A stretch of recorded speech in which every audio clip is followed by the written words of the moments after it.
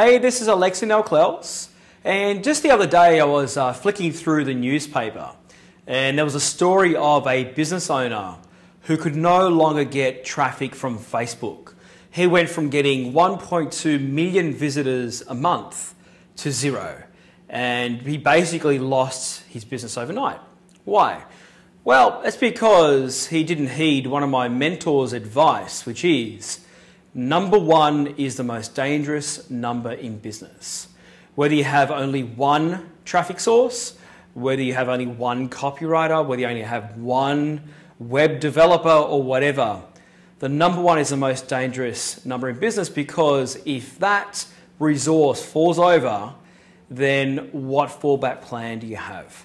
So the other day I was talking to a client exactly about this subject. He was thinking of bringing on a very specialized web developer to help scale his business.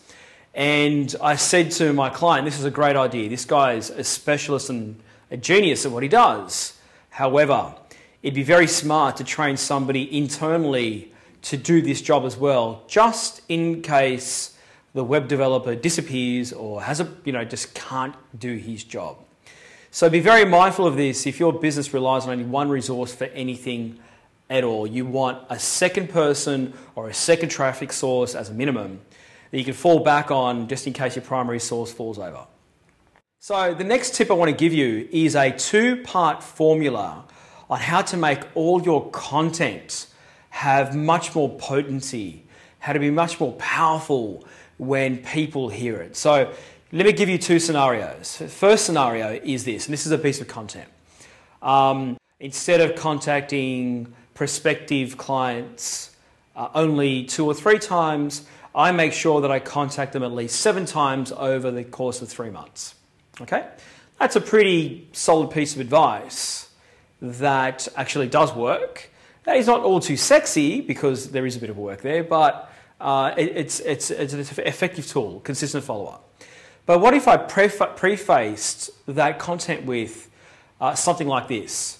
I'm about to reveal a strategy that I used that has helped make me an extra $70,000 profit just in the last 6 months. All I did was make this one simple change, and in doing so has revolutionized the way we sell in our company. What is this? Well, it's simple. Instead of following up with a client every 2 or 3 times, or just 2 or 3 times, we follow up at least 7 times over X amount of months. Now you see the difference there? By having the proof in the beginning, the outcome of what it's done for me, that content has much more meaning and depth now. It's much more potency. So the 2-step formula is quite simply this. Proof is step 1. Step 2 is the content chunk. So next time you're revealing a piece of content, make sure that you have the proof before the content chunk to give it its extra weight. And the final piece of content I want to give you today is quite cool actually, because we're all faced with this as marketers and business owners. I was cruising in a car and we drove by a Holden car lot. And if you're in Australia, you know the Holden's a big car company, very well known. And there was a sale that Holden were making, or an offer, which was, even if you're not part of the Holden team, you get a staff discount if you buy during this month. And I thought that's an interesting one, and I think that's a good one. And then it occurred to me, these guys, they're stuck with having to come up with new reasons to get people onto their lots every week and every month, because a car salesperson needs to make a sale infinitely more than what we need to buy a car.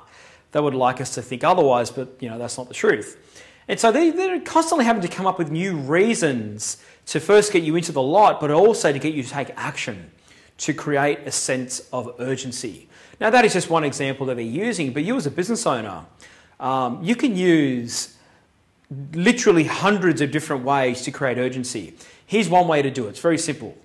Tie in your urgency with a calendar event. So as an example, the common ones are Halloween, Easter, Father's Day, Mother's Day, Christmas, and so forth. But these are the common ones. This is what everyone else is doing, right?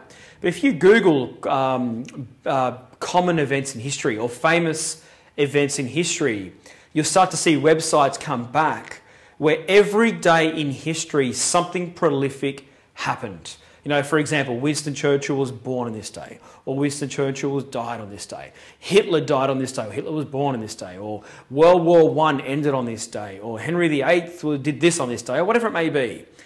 Every single one of those are hooks that you can use to create urgency.